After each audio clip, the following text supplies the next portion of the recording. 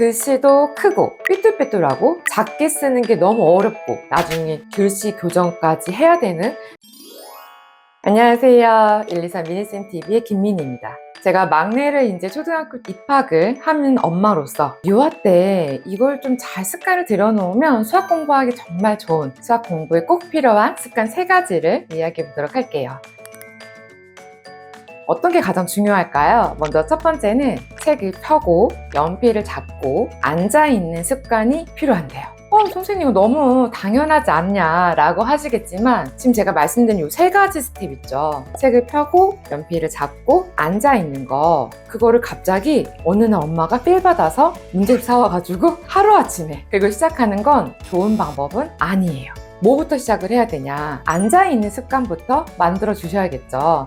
앉아있을 때 아이들이 무조건 공부로만 앉아있어야 되는 건 아니고요. 하지만 만화를 보거나 유튜브, 게임 이런 등등의 앉아있는 행동은 똑같은 연습을 하는데 도움이 되지는 않고요.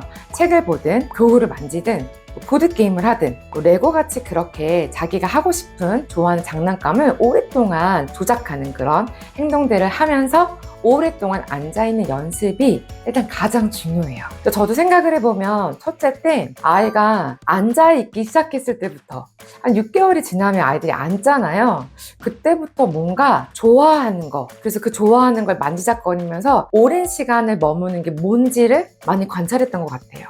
근데 그것들이 시작이 되어야지만 그 다음에 공부로 연결할 수 있는 시작이 된다는 거 꼭 기억을 해주시고요.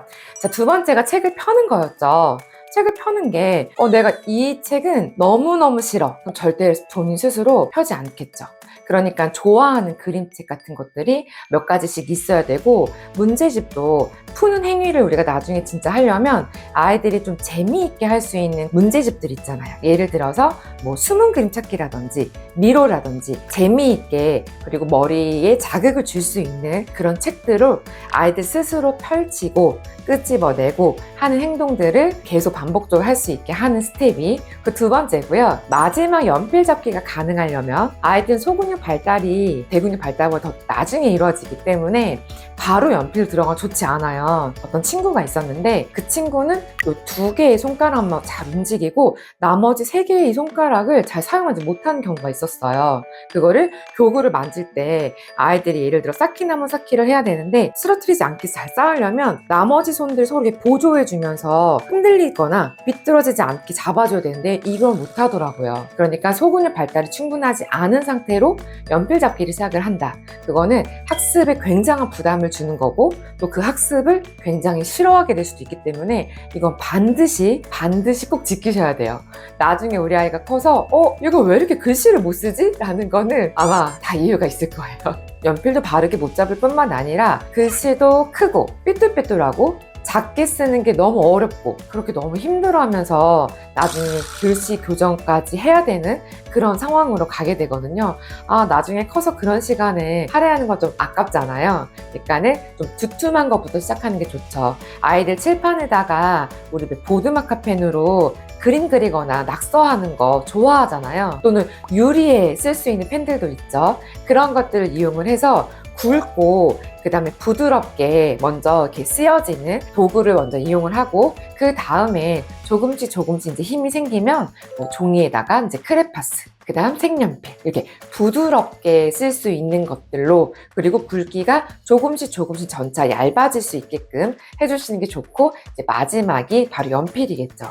보통 연필을 가지고 하려면 우리 아이가 만약에 미로를 풀고 있어요. 색연필로 막 하는 연습을 충분히 하다가 연필로 이제 하게 됐을 경우 지우는 힘도 있어야지만 연필을 사용하는 게 의미가 있거든요. 그러니까 그 2가지가 박자가 이루어지는지 그걸 꼭 보시면 좋을 것 같아요.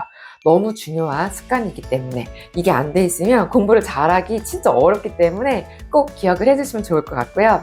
두 번째는 시간이죠. 머물러 있는 그 시간.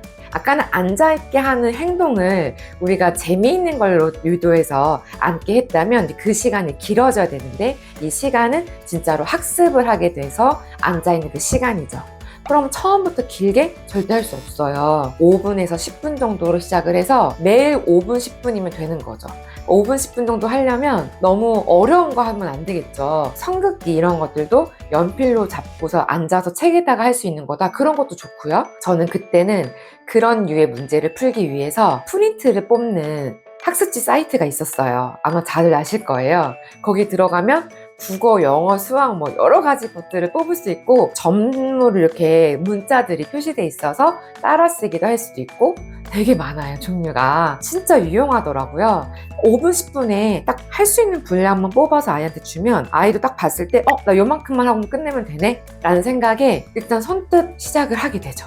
근데 보통 남자친구들은 너무 많이 이렇게 주면 내가 이 중에서 2장만 해도 된다고 엄마가 분명히 말했는데도 이게 되게 많아 보이고 이미 시작부터 하기 싫은 상태로 시작을 하는 경우가 있어요. 아이들이 엄마의 눈치 때문에 엄마한테 잘 보이고 싶어서 칭찬을 받고 싶어서 그런 것들의 시작이 억지로가 되다 보면 결국에는 학습을 진짜 잘해야 될 때 튕겨나갈 수가 있거든요.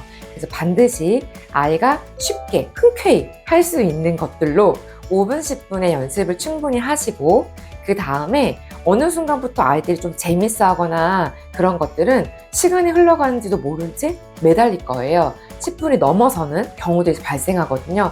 그러면서 5분씩, 10분씩 조금 늘려가는 거죠. 근데 막 엄마가 너무 좋아. 아이가 막 공부하는 모습이 너무 만족스러워. 문제집을 막 이렇게 꼬물꼬물 하고 있어요. 너무 기특한데 얘가 뭐 10분을 넘게 앉아 있어요. 그러면 엄마 욕심이 다음날 15분, 20분 처음 세팅부터 그렇게 시작하는 경우가 있는데요. 안 되고요. 네, 그렇게 시작하면 안 돼요. 아이들이 금방 알아요. 그 약간의 그 조금 늘어난 게 나의 자발적인 행동이 아니라 엄마의 의도적인 유도였다.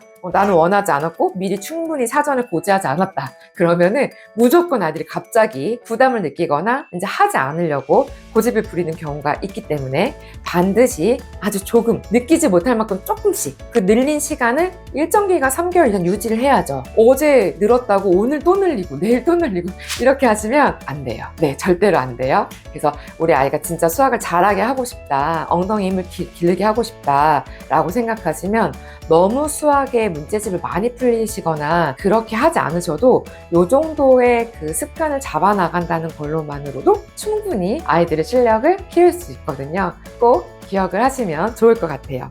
자, 3번째는 아이들 성향을 보셔야 돼요. 어떤 성향이냐? 컨디션을 너무 타. 그래서 유치원만 갔다 오면 뻗어서 자거나 너무 배고파서 간식 꼭 먹어야 되거나 한 6시, 7시까지 멀쩡히 있다가 갑자기 넉다운돼 쓰러진다거나 이렇게 그날 하루하루의 리듬이 보이거든요. 그걸 잘 관찰하시면서 얘가 어떤 시간에 가장 기분이 좋은지 그 타이밍을 찾으셔야 돼요. 왜냐면 아이들은 자기가 잘 모르거든요. 언제 공부를 하면 잘 되는지. 그리고 하고 싶을 때 없어요. 아이들은 하고 싶을 때가 없기 때문에 엄마가 잘 유도를 해줘야 되거든요. 근데 그 잘 유도를 하려면 이 컨디션을 무시할 수가 없어요. 그래서 그 아이들의 그 패턴들을 잘 읽어보셔야 되겠죠. 그 타이밍이 장난감을 좀 가지고 놀고 기분 좋은 맛으로 공부하는 걸 좋아하는 아이인지, 공부를 먼저 빨리 끝내고 실컷 놀는 걸 좋아하는 아이인지 다르거든요. 이런 것들을 꼼꼼히 살펴보시고 우리 언제 이 시간에 이거 할까? 제안을 하고 아이가 오케이, 그럼 항상 그 시간에 이거는 꼭 하는 거야 라는 식으로 습관을 잡아서 꾸준히 일주일에 3번이면 3번이라도 그것들을 지켜나가시면 정말 나중에 어마어마하게 정말로 진도 상관없이 수학 최상위권을 충분히 만드실 수 있을 거라 생각을 합니다.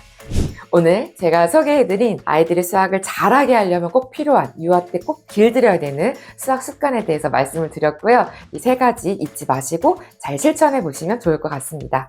오늘 영상이 도움이 되셨다면 좋아요, 구독, 알림 설정까지 해주시고요. 저희 다음 영상에서 만나 뵙도록 할게요. 다음에 또 만나요.